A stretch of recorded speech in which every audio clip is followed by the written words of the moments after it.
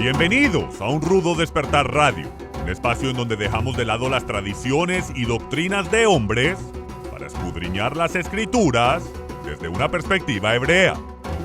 Viva una experiencia que desafiará su paradigma religioso y experimente por usted mismo un rudo despertar.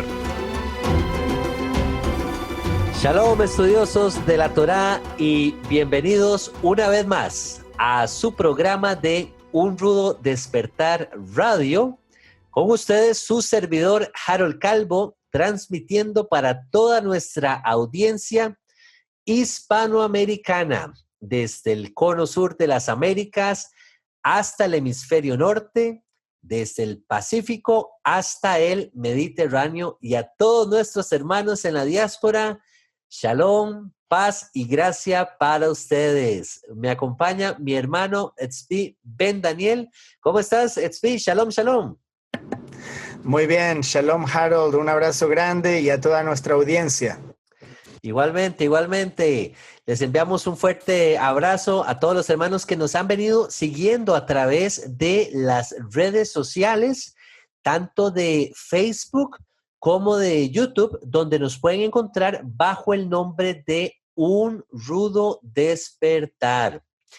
Y hermanos, invitarles a que visiten nuestro sitio web, unrudodespertar.tv, donde ustedes se pueden suscribir ingresando su correo electrónico, de manera que ustedes puedan recibir actualizaciones del ministerio. Ahora estamos más activos con el tema de artículos, blogs. Vamos a estar incorporando nuevos materiales. Aún estamos trabajando en lo que es la traducción de los evangelios cronológicos, el cual pronto estará disponible para todos ustedes al español.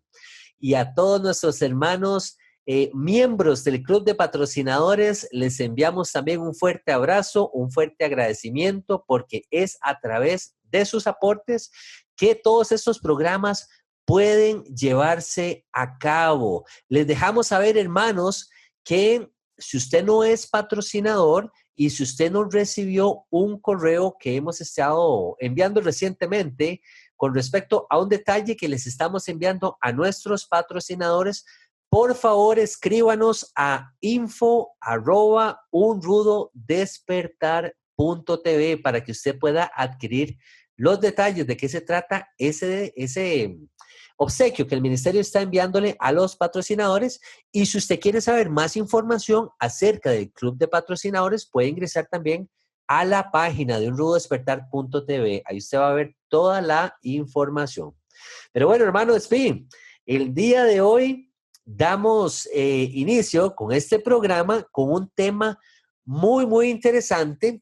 Y digo muy interesante porque muchas de las preguntas que recibimos a través de las diferentes redes tienen que ver con cosas que vamos a estar hablando el día de hoy, y también muchas de las preguntas que surgen incluso en los estudios de las congregaciones en las que durante el estudio de la lectura de la Parashá, también tienen que ver con este tema. Y este tema que lo hemos titulado el día de hoy, Mandamientos Polémicos de la Torá. Mandamientos polémicos de la Torá. ¿Cuántas veces no hemos leído cosas, hermanos? Tal vez en mi caso personal, que yo vengo de un contexto cristiano, leo cosas en la Torá y a veces me quedo como pensando y tratando de masticar y tratando de digerir qué fue aquello que leí, cómo lo interpretamos al día de hoy, cómo lo aplicamos al día de hoy incluso.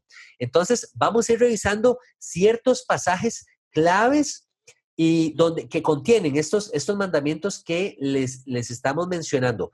Obviamente no vamos a poder abarcar todos los mandamientos polémicos de la Torá por un tema del tiempo. Tal vez en un futuro podamos sacar otro programa, pero hoy vamos a estar tocando cositas interesantes.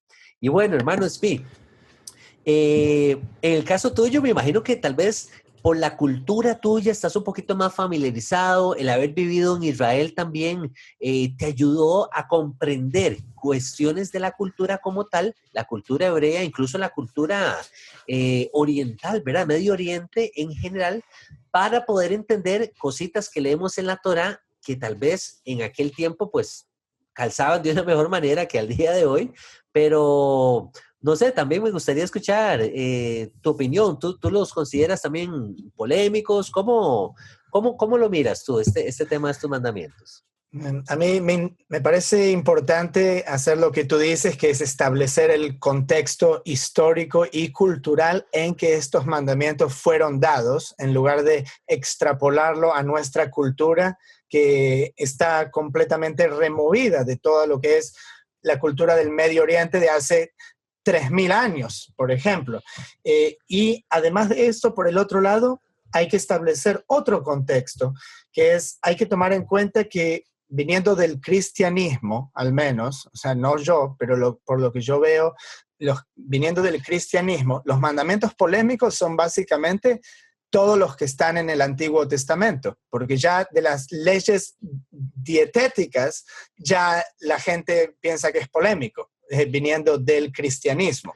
Entonces, por supuesto que hay muchísimos más polémicos que eso, pero viniendo desde una perspectiva netamente bíblica, considerando que la Biblia, la Torá dada a Moshe, los primeros 5 libros, están inspirados por el Creador, nosotros no vamos a dudar cuando vemos un mandamiento allí que viene del Creador. Amén. Entonces, la diferencia es si pensamos, el Creador se equivocó o alguien tuvo que haber agregado esto, o si pensamos, ¿cómo es que yo veo las cosas distintas, que tengo un conflicto con eso? ¿Y cuál es el corazón con que el Creador dio este mandamiento? Pues sabemos que del Creador viene solamente el amor y la bondad. Él quiere el bien para nosotros. Él no quiere que nosotros moramos, no quiere castigarnos, quiere que estemos cerca de Él, que vivamos una vida justa. Entonces, ver por qué existe o cuál es la razón detrás del mandamiento es tal vez lo que nos va a ayudar también a ver las cosas un poco más en contexto. Así es, así es. Qué bonita manera de introducir o iniciar el programa, Manospi, porque encuentro mucha sabiduría en las palabras que tú dices. Hay que ver el espíritu del mandamiento como tal, el propósito por el cual fueron dados ciertos mandamientos, cuál era la intención de Jehová para con su pueblo con respecto a estos mandamientos. Y bueno, ya entrando en materia, podemos dar inicio, o al menos a mí me gustaría empezar con un mandamiento fresquito, justo después de recibir las 10 palabras, los 10 mandamientos en Éxodo 20, los cuales cuando uno los lee, no vemos polémica alguna, diría yo, con estos 10 mandamientos. Están sencillos de entenderse, son prácticos, cualquier persona, pensaría yo, los puede poner por obra, pero ya vas avanzando conforme el Padre va dando mandamientos a Israel. Y vemos este mandamiento que aparece en Éxodo 22:18, y lo leo. Dice de la siguiente manera: a la hechicera no dejarás que viva. Entonces, bueno, yo cuando leo esto, hermanos Pi, yo digo, ok, resulta ser que aquí en Costa Rica, al igual que en la mayoría de las naciones, se saben de ciertos lugares que la gente puede acudir a donde hay y donde va a encontrar hechiceras, brujas, personas que lidian con el ocultismo. ¿Qué pasa en ese caso? Incluso yo me hacía esa pregunta, y es gracioso porque en medio de nuestro estudio de la Parashá, cuando nos topábamos con este pasaje, de ahí yo era el más radical y yo me levantaba y yo decía, no, es que la escritura dice que a la hechicera hay que matarla. Entonces yo me quedé como con esa fama. Ay, no, ahí viene el que mata a las hechiceras, ¿verdad? Yo decía, pero es que está en la Torá, es un mandamiento que hay que cumplir, ¿verdad? La pregunta es, ¿qué pasa con este mandamiento? Y yo me puse a estudiarlo un poquito más, y conforme uno va creciendo y va madurando a la hora de ir estudiando la palabra como tal, se da dando cuenta uno que tiene mucho que ver con la parte histórica, como tú lo mencionabas, y con el contexto. este mandamiento le fue dado a Israel como tal. Israel como tal fue llamado a ser una nación santa, una nación apartada, donde el Altísimo había establecido que nosotros no íbamos a tener nada que ver con hechicería, no íbamos a ver nada con ocultismo, con ciencias mágicas y todo ese tipo de cosas. Entonces, él claramente nos dice, a la hechicera no dejarás que viva. Ahora, ¿qué pasa con una persona que venía practicando hechicería y pasa a ser parte de Israel y cambia su estilo de vida y ahora se vuelve al Altísimo? El Altísimo es el juez de todas las cosas. Nosotros no podemos juzgar el corazón de nadie, pero yo pensaría que una persona, así como una prostituta, se me viene el ejemplo de Rahab, allá en Jericó. Se sabía que ella era prostituta. La Torá se nos dice que no iban a haber prostitutas en medio de los hijos de Israel. ¿Ok? Entonces, la única manera para que Rahab pudiera permanecer en medio del pueblo era que ella cambiara su estilo de vida, dejara la prostitución de lado. Entonces, yo lo veo de la misma manera aquí con el hechicero o la hechicera. Si la persona quiere volverse al Dios de Israel, tiene que dejar esas prácticas y ponerse a caminar de acuerdo a los mandamientos del Altísimo. Ahora, si las personas entran en rebeldía y mantienen su conducta, su comportamiento de, en este caso, hechicería, pues el mandamiento decía que no los íbamos a dejar vivir. Y es interesante porque muchas veces que se nos mencionan mandamientos como estos, que tienen que ver con vida y muerte, Jehová nos deja saber que era para evitar que el mal se propagara en medio de Israel, en medio de Israel. O sea, como un cáncer, como un tipo de plaga.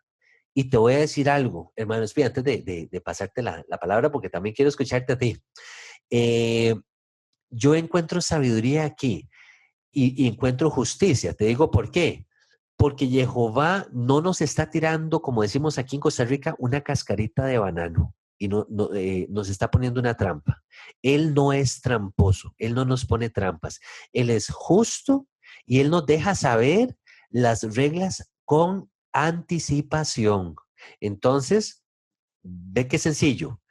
Él nos dice con anticipación, ustedes son mi pueblo, van a entrar a la tierra, yo no quiero que vayan a ver hechiceras. ¿Estamos claros con esto? Sí, ok, sigamos. Ya si nosotros cruzamos la línea y entramos en hechicería, estamos viéndonos expuestos entonces a una pena de muerte. Y al día de hoy, obviamente no vamos a salir a la calle a buscar a las hechiceras para ir a matarlas, por varias razones. Una es, no nos regimos con el código de la Torá como si fuera la constitución política de nuestro país. Sabemos que cada país tiene sus leyes y tiene sus normas. Y estamos sujetos a esas leyes. Si yo salgo al día de hoy y mato a la hechicera, obviamente me van a llevar preso a la cárcel. Entonces, no estamos siendo regidos por la Torá en ese aspecto, por lo cual tenemos que ser sabios y ser entendidos en esto. Ahora, en el contexto de Israel, en aquel entonces, cuando la Torá viene a ser la constitución política y la ley por la cual todo el pueblo de Israel se regía, entonces, claro que sí, el israelita pues tenía que ir y eliminar a la hechicera como tal. ¿Qué te parece la perspectiva, hermano Spi? Bueno, dos cosas. Primero, estoy de acuerdo. Obviamente, tú no vives en Israel, entonces tú no vas a hacer eso porque no estás viviendo bajo esa ley. Y entonces la Torá no se aplica al alrededor de cualquier persona que lea la Torá. O sea, la Torá se aplica solamente en un lugar específico, que obviamente el objetivo último es que se aplique a todo el mundo. Pero fue dada como en un modelo para el mundo a Israel hasta aquella era mesiánica que nosotros esperamos. Y eso no es lo único. O sea, si usted sí viviese en Israel y hay una hechicera ahí, entonces usted va y le pega 3 tiros porque vive en Israel. No, así no es como lo estableció el Creador. Le voy a leer algo muy cortito y quiero irme ahora quiero explicar este contexto muy importante para que la gente entienda cómo debe ser un juicio justo. Yeshua dice en el Sermón del Monte: oísteis que fue dicho a los antiguos, no matarás, y cualquiera que mate será reo de juicio.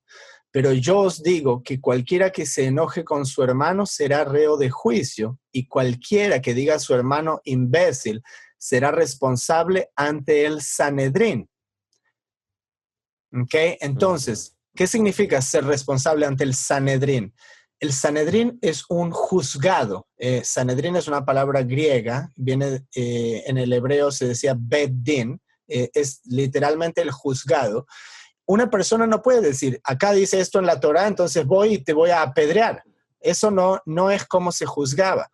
Había un Sanedrín que tomó muy mala fama en el Nuevo Testamento, a pesar de que Yeshua aquí está diciendo que el Sanedrín tiene autoridad.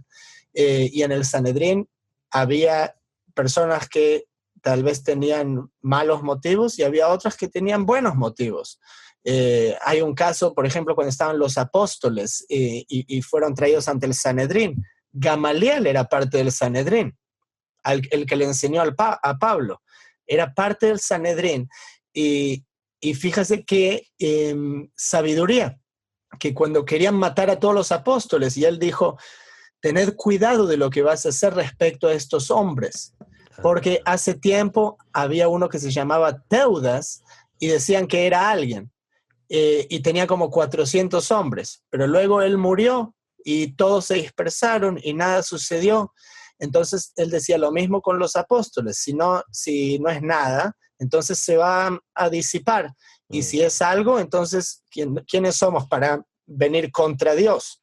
Entonces había un Sanedrín constituido por personas sabias que tenían que tener discernimiento para traer cualquier caso, para decretar una pena de muerte. Eso es algo muy serio, decretar una pena de muerte. No es que alguien puede ir, cualquier loco, porque estudia la Torá y tiene un talit y un shofar, ahora dice que una persona tiene que morir porque está yendo en contra de la Torá. Eso es una aberración, y así es normalmente como la gente ve la Torá, porque tiene esa necesidad de juzgar al otro.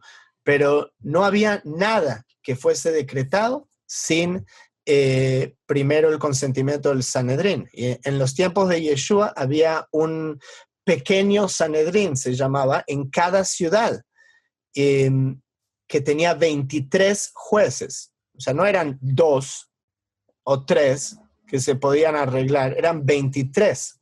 Wow. Y había una Corte Suprema que se llamaba el Gran Sanedrín, que tenía 71 jueces. Wow. Entonces, esta era la Corte Suprema que se reunía en Jerusalén, y si había un caso importante o casos que se apelaban en las cortes pequeñas, entonces iba al Gran Sanedrín, que tenía 71 miembros, y tenemos registros históricos de incluso el nombre del presidente de cada Sanedrín desde el año 170 antes de Yeshua, y me gustaría luego tal vez meterme un poco más en eso. Pero la cosa es que el Sanedrín se estableció, básicamente el precursor del Sanedrín existe desde tiempos de Moshe, porque fíjate lo que dice Deuteronomio 21, por ejemplo, dice: tus ancianos y tus jueces saldrán. Si hay alguien que murió y está en el campo y no saben quién lo mató, dice: tus ancianos y tus jueces. ¿Quiénes son los ancianos y los jueces? Saldrán y medirán la distancia hasta las ciudades donde está el muerto, y los ancianos de la ciudad más cercana donde fue hallado el muerto. Después tenemos otra instancia en Éxodo 18 que dice: escoge entre todo el pueblo varones de virtud, temerosos de Dios, varones de verdad que aborrezcan la avaricia. Ponlos sobre el pueblo por jefes de millares, de centenas, de 50, de 10. Ellos juzgarán al pueblo en todo tiempo, y todo asunto grave lo traerán a ti, y ellos juzgarán todo asunto pequeño. Entonces vemos cómo desde Moshe ya estaba este precursor del Sanedrín. Reúneme 70 varones de los ancianos de Israel, Números 11.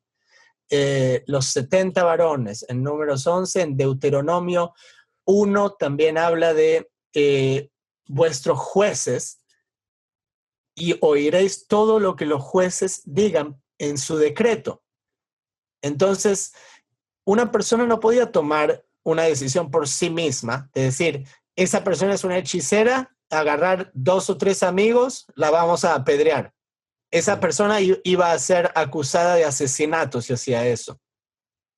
Wow.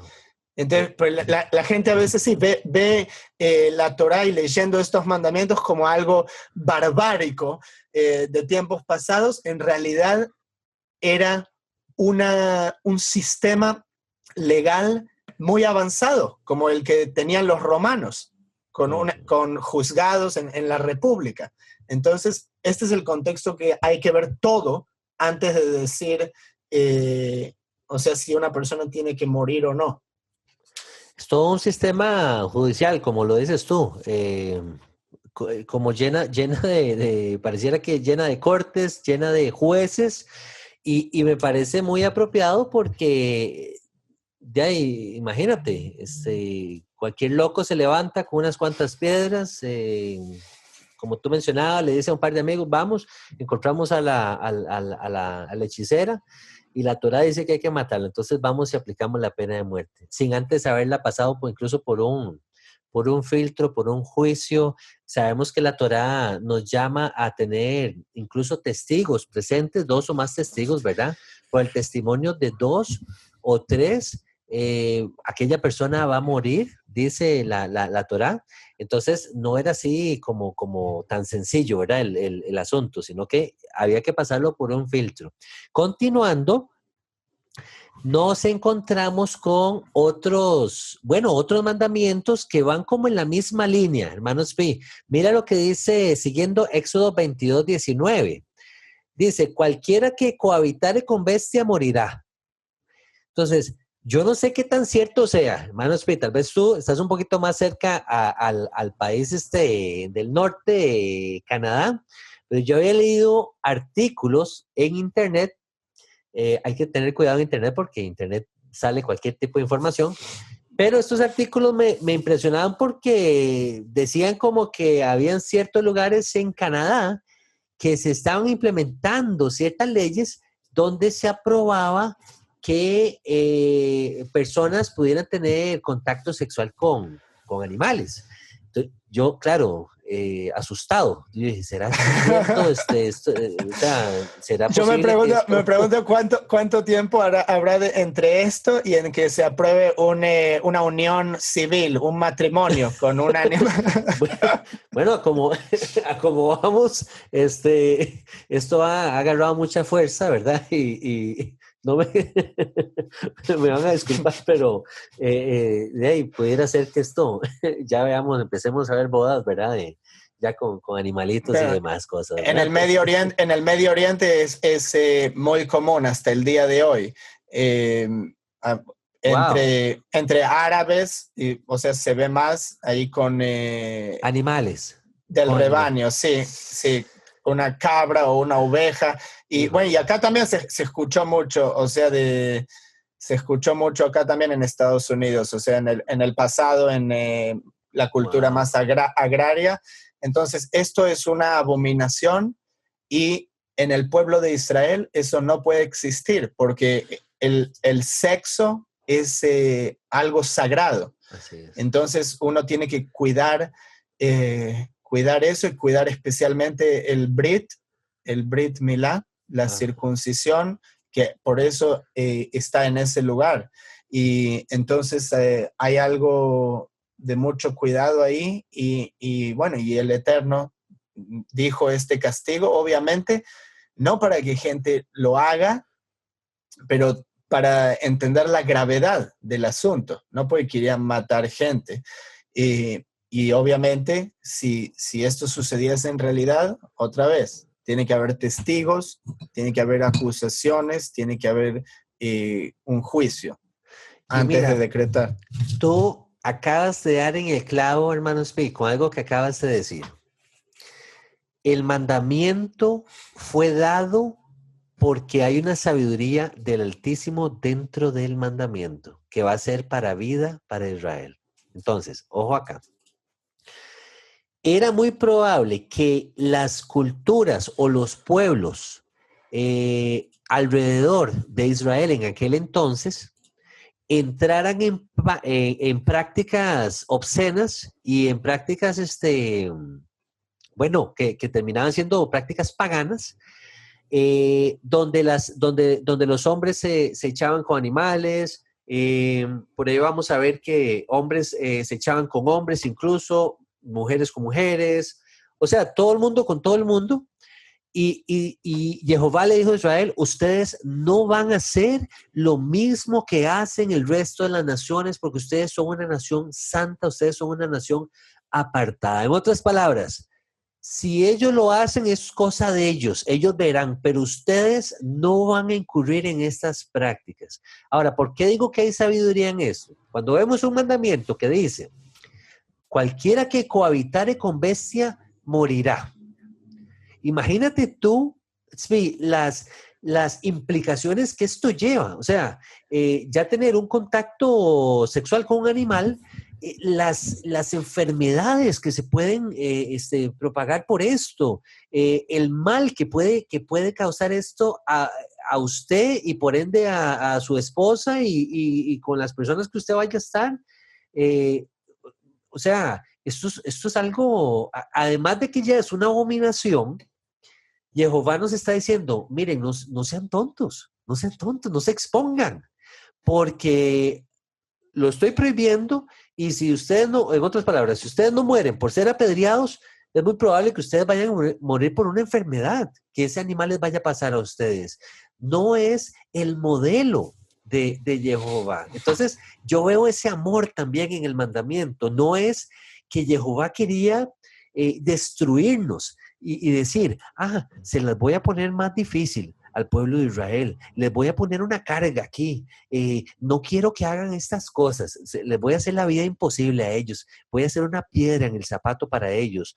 No, los mandamientos fueron dados porque Él quería que nosotros viviéramos y viviéramos en salud, fuertes, a plenitud, como un pueblo gozoso, no un pueblo enfermizo y muriéndose en el camino. Para mí tiene todo el sentido.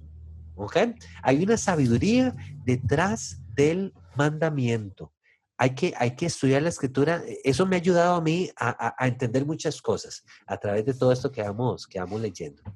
Y bueno, sigo avanzando, hermanos. Ve que interesante este otro mandamiento y este está relacionado a la tierra, a la tierra, propiamente al campo. Mira lo que dice, Éxodo 23, 10, 11. Dice, 6 años sembrarás tu tierra y recogerás su cosecha, mas el 7º año la dejarás libre para que coman los pobres de tu pueblo y de lo que quedare comerán las bestias del campo, así harás con tu viña y con tu olivar. Entonces yo me ponía a pensar y yo decía, bueno, no deja de ser un mandamiento polémico porque esto implica que tú dejes tus campos sin trabajar al 7º año. Yo decía, pero ¿cómo hacen los agricultores? ¿Y cómo hace la gente que vive de esto? Hay varias cosas por analizar aquí. Una es, tú lo mencionaste, el mandamiento fue dado, propiamente está bien, a los hijos de Israel, que lo aplicaran en la tierra de Israel. En eso yo no tengo ningún inconveniente. Pero, perdón, yo encuentro sabiduría también en este tema de dejar descansar la tierra. Así como nosotros trabajamos 6 días a la semana y descansamos al 7º día, bueno, debe haber una sabiduría del Altísimo en dejar reposar la tierra al 7º año. Te cuento un testimonio rápidamente, hermanos, antes de pasarte la palabra. Mi esposa trabajaba con una fundación y esta fundación se encargaba de ayudar a los campesinos aquí en diferentes zonas de Costa Rica a trabajar la tierra como tal. Y me contaba ella que un lugar que se llama Puriscal, fue tanto el trabajo que le metieron a esta tierra, tanto la sembraron, que ya la tierra al día de hoy difícilmente tú ves que crezca algo en esa tierra. Entonces, yo digo, qué interesante. Algo tenía de sabiduría este mandamiento de dejar descansar la tierra en cierto periodo. Bueno, para Israel fue el 7º año. Aquí nos pasó que esas zonas ya no nos producen nada porque la tierra se murió, se secó, se dejó de producir, trabajó más de la cuenta, por así decirlo. Entonces, siempre mirar la sabiduría del Altísimo detrás de los mandamientos. Y por cierto, es interesante que la tierra, cuando nosotros descansamos un día en Shabbat, o sea, la tierra sigue trabajando para nosotros. Entonces, la tierra no descansa durante 6 años. Si cada año tiene 52 semanas y uno multiplica esos 52 Shabbats por los 7 años, te va a dar exactamente alrededor de 365 días, que es lo que es un año. Entonces, exactamente se sincroniza que en un año la Tierra llega a descansar tanto como nosotros descansamos, descansando una vez por semana por esos 7 años. ¡Wow! La matemática del creador, me encanta, qué bonito, Sí. qué hermoso, qué hermoso, de verdad que todo está... El creador lo tiene todo calculado, todo lo hizo de una manera perfecta porque Él es bueno, Él es perfecto. Hermanos, vamos a hacer una pausa comercial rápidamente. Les invitamos a que permanezca con nosotros y en un momento regresamos. Toda la misión que nuestro ministerio lleva a cabo no sería posible sin el apoyo financiero de nuestros patrocinadores. Ustedes son parte esencial de nuestro equipo. En agradecimiento, hemos formado el Club de Patrocinadores Un Rudo Despertar. Nuestros miembros disfrutarán de enseñanzas inéditas, promociones y descuentos especiales exclusivos para aquellos que se suscriban. Las vidas de miles de personas que no tienen los recursos han sido bendecidas alrededor del mundo gracias a nuestros patrocinadores. Sin embargo, para continuar con este programa al aire, necesitamos que se unan al Club de Patrocinadores de Un Rudo Despertar. Suscríbase hoy mismo al Club de Patrocinadores ingresando a nuestra página unrudodespertar.tv y sea usted también parte de esta misión. Hermanos, muchas gracias por permanecer con nosotros. Este es su programa de Un Rudo Despertar Radio. El día de hoy estamos tratando el tema de mandamientos polémicos de la Torá. Y bueno, veníamos hablando acerca de ese mandamiento de dejar descansar la tierra, cómo la matemática del Creador no falla cuando nos decía que al 7º año íbamos a dejar descansar la tierra para que los pobres pudieran comer, para que incluso las bestias del campo pudieran comer y así íbamos a hacer prosperar nuestro camino. Hermanos, encuentro otro mandamiento de los muchos mandamientos que tiene la Torá, también un poquito polémico, dice de la siguiente manera: cuando se hubiere limpiado de su flujo, el que tiene flujo contará 7 días desde su purificación y lavará sus vestidos y lavará su cuerpo en aguas corrientes y será limpio. Y el 8º día tomará 2 tórtolas o 2 palominos y vendrá delante de Jehová a la puerta del tabernáculo de reunión y los dará al sacerdote. Aquí el contexto que viene hablando Levítico, Levítico 15, tiene que ver con el tema de la... vamos a ver, cuando las personas entraban en un estado de impureza debido a que las personas tenían fluidos, ¿ok? tanto el varón como la mujer cuando estaba en su periodo de la nidad o en su periodo de la menstruación. Entonces, ¿por qué se me hace a mí tal vez un mandamiento polémico?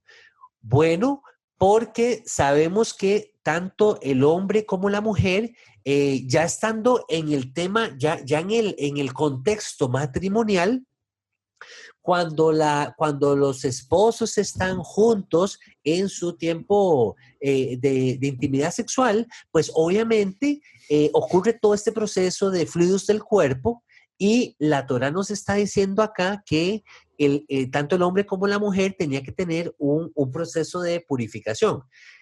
Tal vez lo que me llama la atención es que el tema de los sacrificios con respecto a las tórtolas probablemente tenía que ser muy seguido, hermanos, porque imagínate, todos los matrimonios en Israel, todas las parejas, de vez en cuando tenían que estar entonces visitando el tabernáculo con el sacerdote para estar llevando a cabo este proceso de purificación, que yo lo veo muy, muy sabio también por el tema de la higiene también, porque en aquel entonces obviamente no existían las mismas medidas de higiene que tenemos al día de hoy y todos los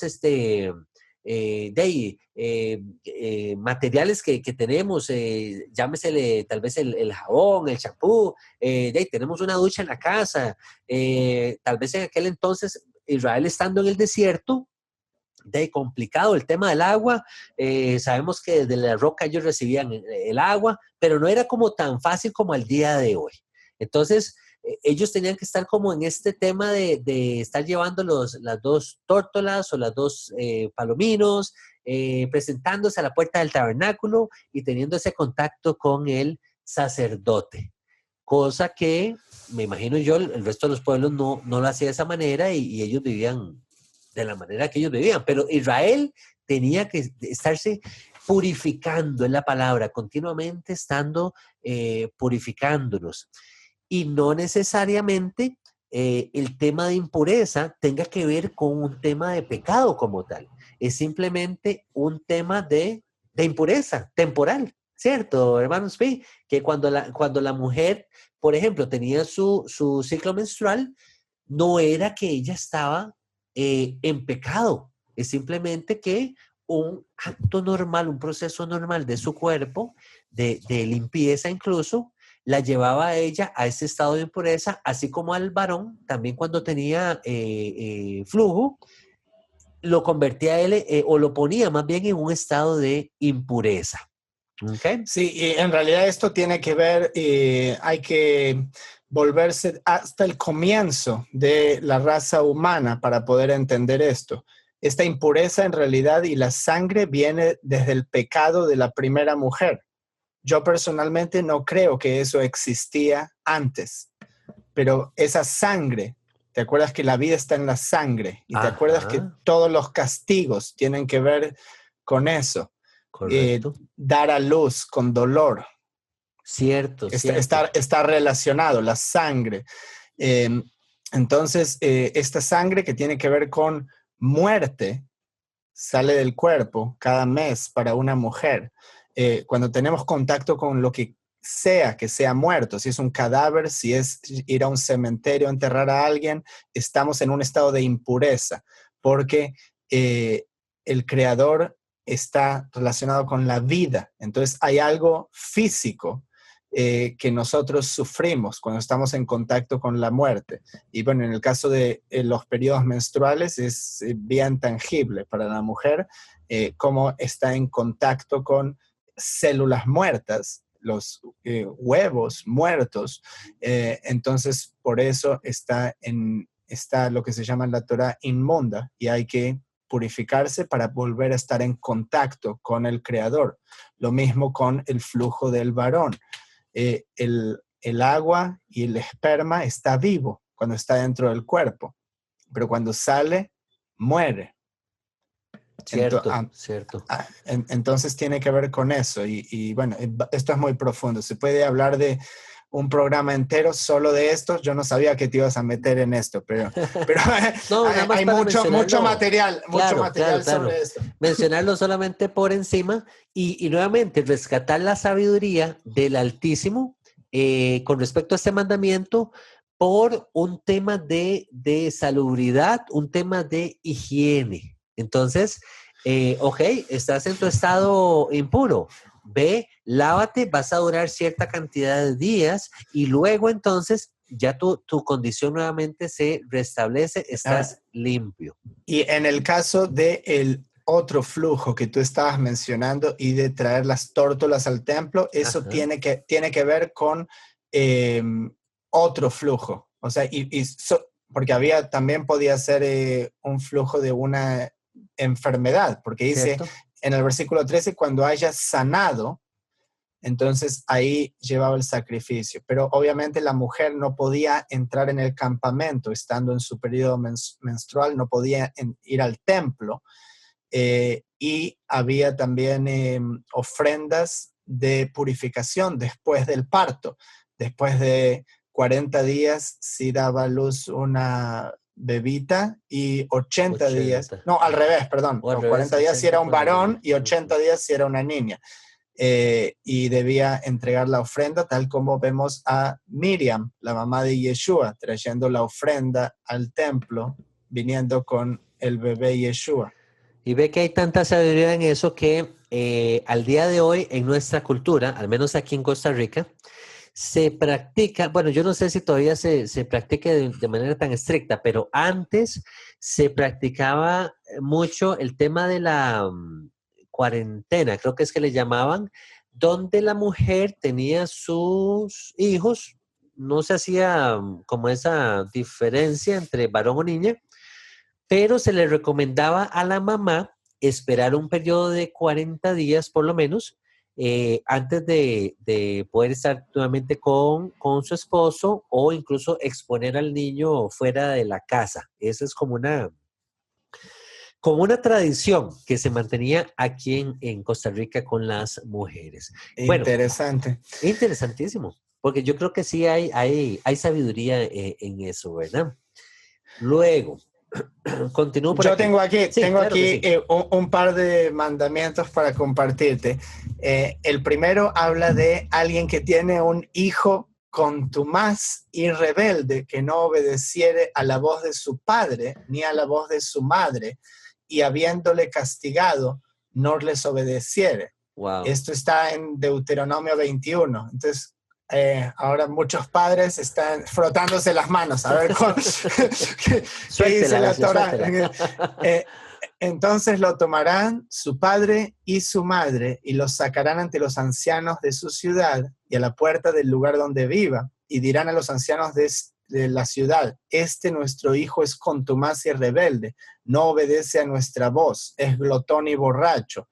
Entonces todos los hombres de su ciudad lo apedrearán y morirá. Así quitarás el mal de en medio de ti y todo Israel oirá y temerá. Entonces, yo creo que hay muchos que tal vez tienen hijos glotones y borrachos. Lamentablemente, mi deseo es que todos se vuelvan al camino de la Torá, obviamente. Pero, ¿qué sucedía en Israel si alguien tenía un hijo que era así y que no obedecía a su padre? Dice aquí que lo llevarán ante los ancianos de su ciudad. Entonces regresamos aquí a lo que les compartí al comienzo sobre el Sanedrín. No es algo que porque el hijo hizo eso, le robó dinero, es borracho y qué sé yo, lo saca ahí, lo apedrea o le pega un tiro. No, lo saca ante los ancianos de la ciudad. Ahora no hay ancianos en la ciudad donde vivimos. Lo más cercano sería un juzgado, y obviamente no trata estos casos de acuerdo a la Torá. Entonces no tenemos eso en el exilio, y en Israel hay inicios de establecer eso. Existe un Beit Din rabínico, eso sí, pero tampoco opera como operaba necesariamente en tiempos de Moshe. Pero hay un tratado entero en el Talmud que se llama Sanedrín, Entonces, en este tratado dice todos los debates que había, todos los casos que había, porque están registrados históricamente. Entonces, es muy interesante de leer. Entonces, en el caso de un hijo rebelde, lo que se decía es que lo traen a los ancianos de la ciudad, y esto obviamente es un caso ya extremo, porque que un padre tenga que llevar a su hijo delante de un juzgado, Muy o sea, es doloroso. un hijo, sí, que está fuera de control, es un hijo que está fuera de control, y en la cultura oriental o del Medio Oriente, en ese entonces, se respeta al padre y a la madre, no es lo que es hoy, o sea, se respeta, pues si no se respeta, pues, le va a dar una paliza al padre. Claro. Y lo va a respetar. Pero, o sea, si había un hijo que era tan rebelde, que, o sea, no responde para nada, que el padre lo tiene que llevar a los ancianos. Entonces los ancianos le daban una paliza. Eso era lo que hacían la primera vez. Wow. Los ancianos Como le dándole esa daban... oportunidad, por así decirlo. Exacto, le daban una oportunidad dándole una paliza, no recuerdo cuántas veces, en el trasero o en la parte de atrás, en algún lugar, Ajá. Y después se podía ir el hijo y vuelve a la casa, y esa fue la advertencia. Si en un periodo de 3 meses tenía que traerlo otra vez el padre, Wow. entonces se aplicaba este castigo de apedrearlo. Y obviamente no hay ni un caso registrado en toda la historia que esto se haya llevado a cabo. Qué interesante, Tzvi, porque es justamente te iba a mencionar, en la Torá no recuerdo yo haber visto un caso como estos aplicándose este mandamiento como tal. Ahora, ¿por qué?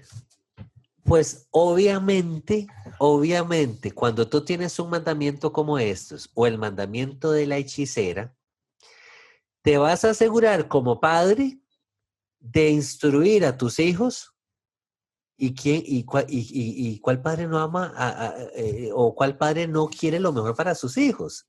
Entonces, conociendo que existen estos mandamientos, vas a asegurarte de instruir a sus hijos de manera que no vayan a torcerse en el camino, o vas a procurar por lo menos en la manera posible de que ellos se mantengan por la buena senda. O sea, vas a hacer todo tu esfuerzo para estar encima de ellos. Mire, mijo, camine por este lado, por el lado de la derecha, no por el lado de la izquierda. Guarde los mandamientos del Padre. Mire que son bien para usted. Mire que hay consecuencias si quebrantamos sus mandamientos. Yo me pregunto, ¿qué si nosotros hiciéramos eso al día de hoy en nuestras sociedades, hermano Tzvi? ¿Qué diferente sería la sociedad en que nosotros estaríamos viviendo al día de hoy, ¿verdad? Donde al día de hoy, yo conozco de casos donde el papá no le puede decir nada a los hijos porque, más en Estados Unidos, los hijos hacen una llamada al 911 e inmediatamente cae la policía preguntando a los papás qué es lo que está pasando, ¿verdad? Porque sus hijos lo acusaron con la policía. Y no estoy hablando de casos de violencia, simplemente que los niños manipulando a los papás. Pero en este caso, sí me llama mucho la atención de que no veamos niños siendo muertos en la Torá como tal, ni tampoco hechiceras en la Torá como tal, muriendo, siendo apedreadas, porque el mandamiento se dio con anticipación. Nuevamente, Jehová, siendo justo, siendo legal, nos dice, no crucen esta línea, porque si ustedes cruzan esta línea, entonces van a morir. Y hay que tener en cuenta que la Torá no se aplica en Costa Rica, no se aplica en Guatemala, no se aplica en México, no se aplica incluso en Israel hoy en día no se aplica, si vamos a ser estrictos. Cierto. Entonces uno no puede ir porque usted crea en la Torá y usted la aplique dentro de su casa. No significa que la mujer que vive en la otra cuadra no pueda leer las cartas de tarot. O sea, Exacto. Usted le puede mostrar, le puede compartir, pero ella es una persona gentil, está viviendo en cualquier país. La Torá no se aplica a ella. un día se va a aplicar cuando la Torá se aplique a todo el mundo en la era mesiánica. Ahora no se aplica y usted tampoco es el Sanedrín. O sea, usted le puede compartir con amor, pero Exacto. o sea, usted no es nadie para tomar una decisión si esa persona tiene que morir o no. Así es, así es. Y bueno, hermano Spi, aquí tenía otro tenía otro mandamiento que está, Levítico 17:14, tiene que ver con la sangre, con lo que tú hablabas.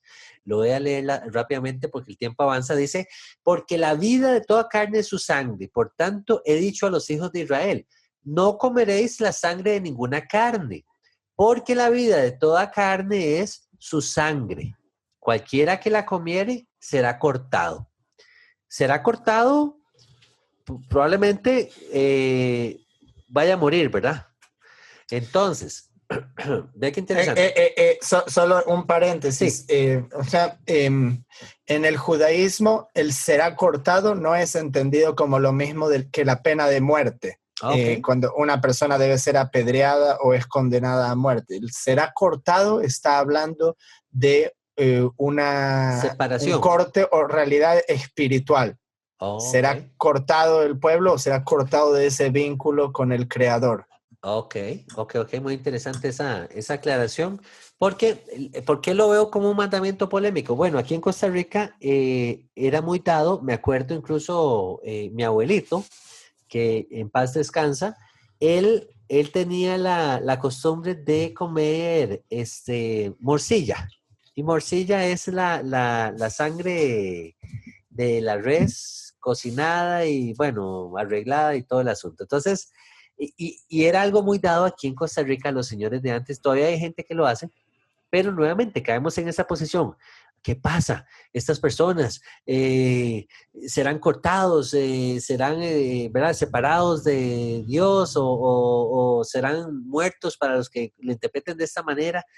Nuevamente, mandamiento dado para Israel que no aplica al día de hoy necesariamente en Costa Rica, aplicará en un futuro cuando el Mesías venga. Nosotros que tenemos el entendimiento de esto, si sabemos que no teníamos que comer sangre, entonces no vamos a comer sangre. Y así le vamos a enseñar a nuestros hijos también, porque hay sabiduría en esto. Continúo, hermano Spi, Levítico 18:22, y aquí hago un resumen rápidamente. Dice, no descubrirás la desnudez y todo eso está en Levítico 18, ¿ok? No descubrir la desnudez de papá, mamá, la mujer de tu papá, tu hermana, hija de tu padre, hija de tu madre, la hija de tu hijo, la hija de tu hija de la mujer de tu padre, tu tía, tu tío, nuera, la mujer de tu hermano. Y en algún momento tú nos habías explicado, hermano Spi, descubrir la desnudez era tener como un tipo de intimidad sexual, ¿ok? Con estas personas. Y no llegarás, dice, a la mujer para descubrir su desnudez mientras esté en su impureza menstrual. Este pasaje incluye, no te echarás con varón como con mujer, es abominación, ni con ningún animal, lo vuelve a repetir, tendrás ayuntamiento, ni mujer alguna se pondrá delante de animal para ayuntarse con él, es perversión. Y termina diciendo, porque cualquiera que hiciera alguna de todas estas abominaciones, las personas que las hicieren serán cortadas de entre su pueblo. Nuevamente tenemos ahí la frase cortadas de entre su pueblo. Polémico sí, porque al día de hoy vemos de todo. O sea, ya hablamos del tema de los animales y ni de qué hablar de entre familiares y ¿verdad? Se cruzan líneas. Escuchamos de casos de padrastros metiéndose con las hijastras y un montón de cosas, ¿verdad? Entonces, Israel, no íbamos a hacer esto. Nosotros nos vamos a mantener aparte de esto, ¿verdad? Y te comparto aquí uno que tengo en Claro que Deuteronomio también 21, que dice, cuando salieres a la guerra contra tus enemigos y Jehová tu Elohim los entregara en tu mano y tomares de ellos cautivos, y vieres entre los cautivos a alguna mujer hermosa y la codiciares y la tomares para ti por mujer, la meterás en tu casa y ella rapará su cabeza y cortará sus uñas y se quitará el vestido de su cautiverio y se quedará en tu casa y llorará a su padre y a su madre un mes entero y después podrás llegarte a ella y tú serás su marido y ella será tu mujer. Y si no te agradare, la dejarás en libertad. No la venderás por dinero, ni la tratarás como esclava, por cuanto la humillaste. Entonces, la gente, otra vez, no entiende qué significa este mandamiento, porque no se remonta hace 3,000, 4,000 años a la cultura en donde este mandamiento fue dada. Si hay guerra entre dos aldeas o dos naciones y uno vence al otro, la gente que iba a luchar tomaba ahí a las mujeres y hacía lo que quería con ellas, las violaba, o sea, hasta el día de hoy podemos ver eso en ISIS, o sea, facciones radicales islámicas que hacen eso, luego venden a las mujeres y hacen esto, pero la Torá, o sea, viendo que la cultura ya era de esa manera, entonces tienes que poner un mandamiento para hacer una provisión para esas mujeres. Claro. En esas circunstancias, en una guerra. Nosotros no vivimos en esa cultura más, entonces no tenemos que llevar a cabo este mandamiento. Pero si vencemos a otro pueblo en guerra, lo que se hace, la mujer se rapa la cabeza. Eso es como la mujer pasa el luto. Por 30 días hay que respetar ese luto de la mujer que perdió a su familia. O sea, no se puede tomar a la mujer por la fuerza para tener relaciones con ella cuando ella perdió tal vez incluso a su propio marido, claro. Sus padres, tal vez hijos en batalla. Y luego esa mujer necesita una casa. O sea, tomar a esa mujer no es un crimen, es una ayuda en realidad. Porque esa mujer, si no tiene una casa en la cual quedarse, ahora no tiene nada. Ya no tiene familia, no tiene una manera de subsistir, no tiene animales, no tiene nada. Entonces, el vencedor toma a esa mujer, pero le permite pasar su luto y llorar por su padre y su madre un mes entero. Y luego, después de eso, se puede consumar el matrimonio y serán marido y mujer. Y si no le agrada a la mujer, tampoco la puede vender como una esclava, la tiene que dejar en libertad. Hermano Zvi, qué interesante esto que mencionas, porque yo veo aquí un tema de honor, un tema de honorabilidad de parte de Jehová, incluso en medio de estas situaciones tan complicadas que tú dices, que Israel viviendo en medio de guerras, en medio de enfrentamientos con otros pueblos, aún así Jehová marca la cancha y dice, bueno, eso ocurre, pero si ustedes toman a una mujer, entonces van a darle un espacio para que ella pueda tener ese rato de pena, que ella pueda desahogarse, que ella pueda tener su luto, ella tuvo sus pérdidas y ya después de ese tiempo, entonces ya puedes cohabitar con ella, ¿verdad? Entonces yo lo veo como un tema de honorabilidad y ese honor aplica en muchos mandamientos más adelante también en la Torá. Pero bueno, hermanos, se nos queda cualquier cantidad de mandamientos por fuera que nos hubiera gustado poder compartir. Estos temas son riquísimos y esperamos, hermanos, que hayan sido de bendición para ustedes el tema de hoy, que haya aportado algo positivo. Esa es nuestra visión, nuestro objetivo es poder bendecirles, poder traerles buenas noticias a ustedes, poder compartir los mandamientos de Jehová que fueron dados para vida y no para muerte. Hermanos, muchísimas gracias por tu tiempo, por compartir tu sabiduría con nosotros. Un fuerte abrazo a la distancia, hermanos. Un abrazo grande, Harold, y a todos los que nos escucharon. De igual manera, a toda nuestra audiencia, nuevamente les agradecemos y les dejamos con las palabras de nuestro Mesías Yeshua. En esto conocerán que son mis discípulos, que se aman los unos a los otros. Nos vemos a la próxima. Bendiciones. Shalom, shalom. Shalom.